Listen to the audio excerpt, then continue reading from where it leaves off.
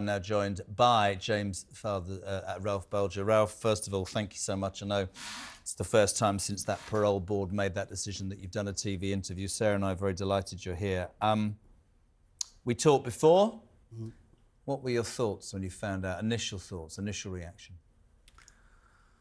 Glad he's being kept in. Like, public's a bit more safer for 2 years, so it's a bit of a result. Do you get any inner peace from it, or is it just a thought of what you just said, which is in 2 years we're going to have to go through it again? Just 2 years of not having to worry about them. Now, this hearing took place in private because of the issues around identification. So you couldn't attend. Would you have wanted to be there in the room as this decision was made? How would you feel to come face to face with him again now? I wouldn't really want to be honest with you. You don't know what would happen, what feelings it'd stir up, and so. If we can talk about it, I know it's difficult for you.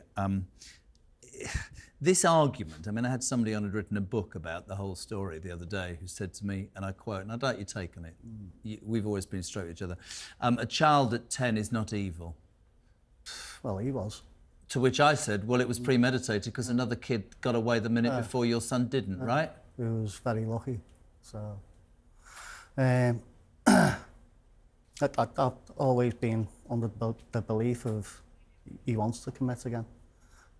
He's just waiting for his chance, so. And he's been let out twice, as Sarah said in the introduction, and has been recalled to prison twice. And like I say, he knows how to lie to them, because that he was taught to lie to hide his identity, so he knows what he's doing. I mean, for you, this is effectively a life sentence, isn't it? Yeah. Because every 2 years, you are going to go back through this process, well, it's just mental wondering torture. whether he's going to be released. What impact does that have, Ralph? It's just mental torture, isn't it? It is what it is, but... Are you almost oblivious, sanitised to it by now, because you've had it for 30 years? Well, I'm just used to getting doors slammed in my face, to be honest with you, so... It's just... You get a bit thick-skinned. You talk about the door being slammed in your face. Do you feel now, with this decision, do you feel that you're being listened to and that your views and your needs are being heard? Hopefully they do listen, because, like I say, he's a ticking time bomb. Like, I feel deep down in my heart, as soon as he gets the chance to commit again, he will. My sort of lack of agreement with that man the other day was that he's one of those people that thinks that everybody could be rehabilitated, and he threw at me the fact that Thompson, the other person, no, I'm with you, mate, I'm just doing the job. You know how strongly I'm with you. Yeah. The other guy, Thompson, has been apparently rehabilitated and is out and isn't going to reoffend. But that, to me, led me to say to him, but surely some people are so evil they should never be released. And let's not forget what he did to James, and then let's not forget about the sexual pornography to do with children. And there's a massive part of me that goes, hold on a second, what are we doing as a society? You're done, mate. You don't deserve your liberty. Well, you've just got to look at when he was going on the dark web to cover up how to mess with kids. That speaks volumes. So he wouldn't be doing that unless he was contemplating doing something. But what would you say to the people who say his partner in crime, Thompson, has been rehabilitated? If you'd been sat with me the other day, what would you have said to that man who said, children aren't evil at 10? He's just keeping his head down. That's all he's doing, he's keeping his head down. Whereas the other one has proven that he can't. He likes what he's doing. Yeah. He didn't even turn up for his own parole hearing, did he? I mean, what does that say to you? He's not bothered. There's been no remorse, though, Sarah, has there? No. Ralph, I've never heard any remorseful comment. Just apparently there was real anger that he hadn't been released, as if he felt he was going to be released. So if you release him, then he kills another child, or a mother and child, then who's held responsible for letting him out? And I mentioned that the hearing was held in private because of his anonymity. You've campaigned hard that you want that lifted. You don't think he should have that right? Well, people should know what he looks like, so at least that forewarned. It's best to be forewarned, isn't it? You know what I mean? So. It's one of those subjects, mate, because I know you and I've known you for years, that gets my goat so much, and I don't understand, and Sarah, maybe you disagree with me.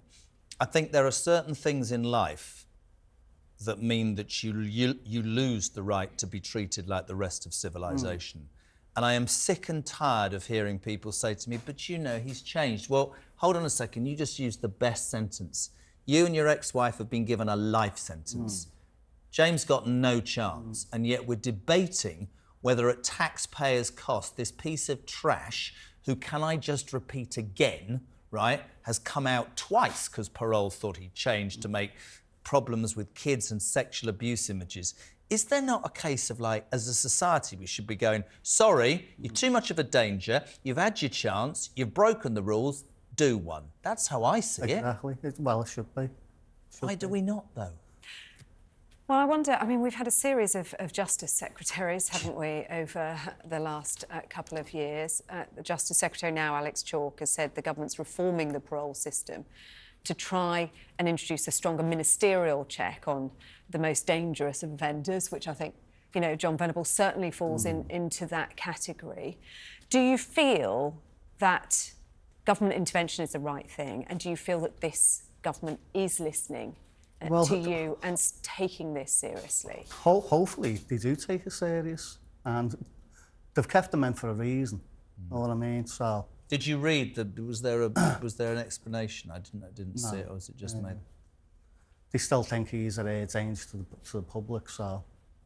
I got really angry. And as you mentioned, that lack of remorse. It's just been no... And I got really angry, actually, Sarah, you went on the show, but I called out Alex Chalk and I said, why are you not, as the Justice Secretary, if you talk to 99.9% of people, I suspect you get the same answer.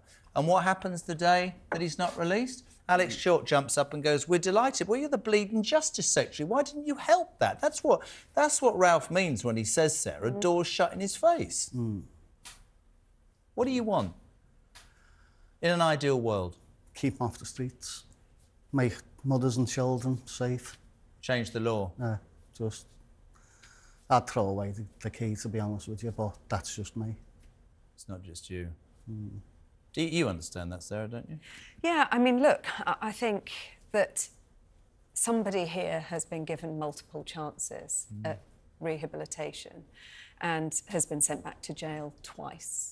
The most heinous original crime, and then the possession of indecent images of children. Any parent will have full, you know, fear and horror of that. And somebody who is anonymous, as you say, because of the age at which he was when he committed this crime. But to think that somebody could be released in the community and be living close to your children. To commit a crime at that age, the way he did it, imagine him as a fully grown man.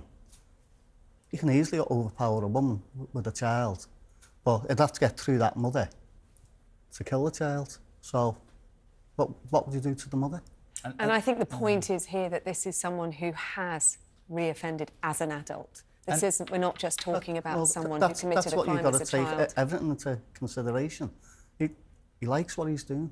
He likes what he's done, And for people, actually, who don't understand what Ralph's saying, I completely agree. He went on the dark web to find out ways that he could get child pornography images. I don't want to even contemplate knowing Jon Venables, but I'm with you, pal. I think there must be some sort of sick, twisted desire to carry on this game. Now, you know, let's give credit where credit's due. Despite a lack of remorse, despite his apparent protestations about his innocence and how he's changed, the parole board have made that decision. We started, and we'll end with the same thing to you. I don't understand, again, I'd love to hear what Sarah says, how you are supposed to, as a family, as parents, go through this rubbish every 2 years. Who's he going to convince in the next 2 years that he isn't going to come out, use the dark web and commit another crime? Well, that's it. I think he'll keep doing what he's doing, no matter what. Like I say, he enjoys what he's doing. That's going to lose, has he, with the greatest respect? Well, it's just other people that's going to lose. It's the public that's going to lose. It's the mother's children's going to lose. So like you say, he's got nothing to lose. We posed the question earlier, Ralph, whether this had given you any inner peace, but hearing you now, I suppose that any sense of peace you might have is so short-lived that once this whole system ramps up again and you're going back on this treadmill and back into the same process again and the fear, that you don't really have time for that sense of peace, do you? No. Is Christmas a rubbish time? Well, I'll make the best of it I can, so... Listen, you know, as long as I'm sat anywhere, you'll always be welcome. I want you to do me a favour if you can. I'm glad he's in prison. I hope he stays there. I make no secret of that, and I'll fight with you till the end of time. Just to finish, tell the people watching and listening about James. He was a great child. Loved life. He loved everyone. Loved animals, and it was just a great loss. The world's a sadder place without him. I'll tell you something, mate, and I mean this. I don't know. I wouldn't speak for Sarah. I'm not sure I could carry on if somebody did that to one of my kids. And I'm not even saying that. You are... The fact that you, and I know your ex-wife and all that, but you have both fought for what you know to be right, for the memory of your kid whose life was taken through no fault of his own by two vile human beings, and to the fact that 30 years later you are having to be put through this every 2 years says very little. And we can sit here, Sarah, and we can go on about governments, but if I was in a position where I had any say in anything like that, we talk about politicians not understanding what the British people want. This is a classic damn example. Alex Chalk, read the room. Sorry, but Jon Venables should never, just my opinion, be released. And I just hope, you know I do, pal, that somewhere down the line you find some solace, and I hope Christmas isn't bad. But most of all, if that fight continues, I'll be with you, kiddo. Thanks a lot.